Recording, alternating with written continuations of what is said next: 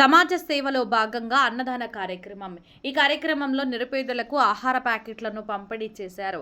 సేవే పరమో ధర్మం అనే లక్ష్యంతో నిర్వాహకులు బీజేపీ నేత కన్నే ప్రకాష్ కార్యక్రమాన్ని చేపట్టడం విశేషం. పరిశుభ్రంగా తయారు చేసిన భోజనాన్ని సికింద్రాబాద్ క్లాక్ టవర్ వద్ద ప్యాకెట్లలో సిద్ధం చేసి పంపిణీ చేశారు. ఈ సందర్భంగా పలువురు మాట్లాడుతూ ఆకలితో ఉన్నవారికి ఆహారం అందించడం కన్నా గొప్ప దానం మరొకటి లేదని పేర్కొన్నారు.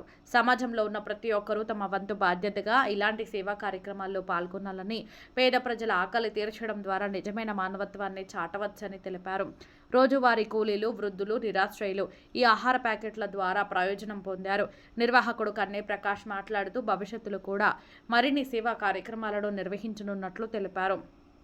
అన్నదానం కార్యక్రమం ద్వారా మానవత్వం, సేవా భావం మరియు సామాజిక బాధ్యత మరోసారి వెలుగులోకి వచ్చాయి. ఆకలితో ఉన్నవారికి ఆహారం అందించడం ద్వారా వారికి ముఖాల్లో చిరునవ్వులు తీసుకురావడం ఈ కార్యక్రమం ప్రధాన ఉద్దేశంగా నిలిచింది. సమాజంలో ఇలాంటి సేవా కార్యక్రమాలు మరింత పెరగాలని స్థానికులు ఆకాంక్షించారు.